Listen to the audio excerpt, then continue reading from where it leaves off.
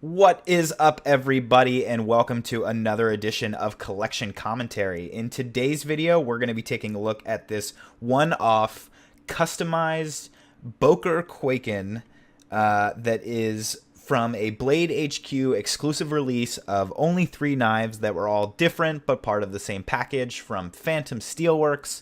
I know that's a huge mouthful. This knife is super unique, and it has a hidden feature which makes it even more unique than the other two that were released. So this knife was released sometime in March of 2016, and it was a Blade HQ exclusive from Phantom Steelworks, where they had taken 3 full-size Boker Kwaikens and they had done custom scales.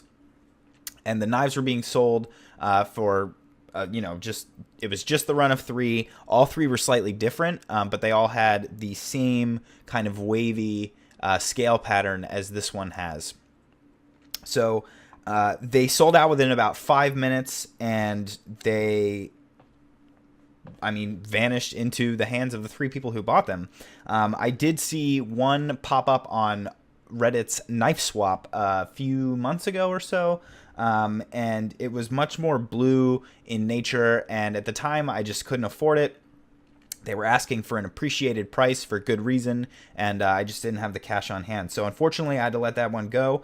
Recently, this one popped up on Reddit's Knife Swap, and I immediately jumped on it. I didn't really have the money, but I knew it was such a rare occasion and such a rare opportunity to be able to snag it that I moved some stuff around, I sold some stuff off, and I made it happen. So what makes this particular version a little bit more special than the other 2 versions is that the original purchaser of the Phantom Steelworks special took the knife and actually had already purchased one of the plain Boker Kwaikens with the Damascus blade from Blade HQ. And so what they actually did was they took the custom scales and they put it on the chassis of the knife that had the Damascus blade. So you can see here we have that lovely, I'm not sure if it's ladder pattern or wave. I really need to look more into what the patterns are named. But this does have a Damascus blade on it, making it really, really special and unique. And then beyond that, the knife actually came with the original, the basic silver Boker Kwaiken clip that's very small. I wanted something that was A, matching the knife a little bit more, and B, offered me a bit of a better carry solution. So I actually recently purchased this aftermarket deep clip carry from Knife Swap as well, and the gentleman who sold it to me, who shares my name, which is very cool, actually offered to anodize it for me before even sending it out, because I had mentioned that I was going to end up getting the clip colored. So he anodized it for me in this awesome blurple, which I'll show you here. And it really just pops on the knife. I think it's super neat. It's almost a little bit too big, but that's just fine. I always have the old clip to switch back to if I want to. We did forget to anodize the little plate here, so that might be something that we take care of in the future. But so I really wanted to be able to show this knife on video because it's almost impossible to get good pictures of, because you can see if I just show it to you straight on, it kind of looks a little murky, it looks pretty bland and blah and kind of lame. But then as you actually get it to have light bounce off of the sections which are kind of not sanded away, well, kind of sanded away, you'll see that they get very reflective and shiny and vibrant.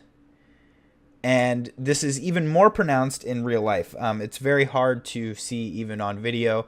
I do not have, natural light in here. I just have lots of white light from my studio lights.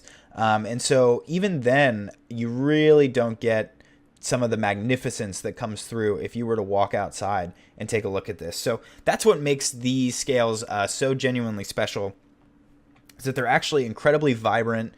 There's purples, there's pinks, there's blues and teals. It's very, very unique. And then I do love that there is this kind of wavy pattern cut out along the edges of the scales as well. And it is a bit of a 3-dimensional pattern. It's kind of hard to tell, but this is all texturized. This is not a smooth surface. It is smooth in the sense that it's been sanded down so that it's soft to the touch, but it's not smooth in terms of it's got a little bit of a bump pattern to it.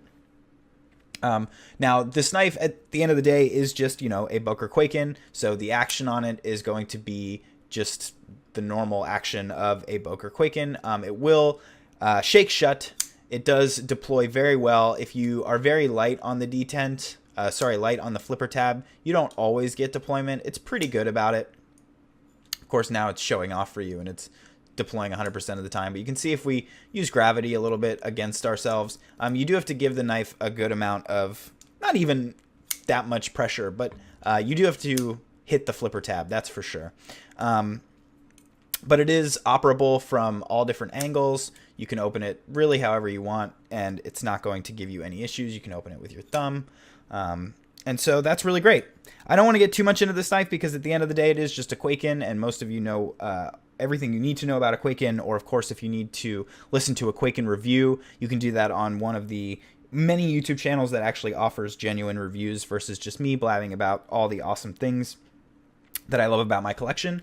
So this one's going to be pretty short, guys, but I just wanted to show this knife off. It's really special to me. I don't know how long it's going to last in the collection just because I have my eyes on some things that are much, much more expensive, and I am looking at kind of downsizing some of the cheaper options in my collection to pick up a few really, really genuine special customs, even though this is a very special custom in and of itself. So I definitely wanted to get that on record while I still had the knife. It's not necessarily going anywhere. I'm not in a rush to get rid of it. It's very beautiful. I love it. I like to carry it. It's just so absolutely stunningly unique.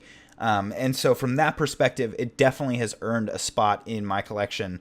But at the end of the day, you guys know how it is. Every once in a while, you just need to kind of substitute some of the cheaper stuff. Of course, I say cheap. This is almost this is a $550 knife if you include all the pieces that are put together in it. But I am looking at stuff that's a little bit more expensive. So definitely keep an eye out for videos that have those crazier knives. I really appreciate you guys watching. If you like this video, please give it a like. If you'd like to see those future videos, please remember to subscribe if you haven't already. Check me out on Instagram at tovarishworks, and I will see you next time.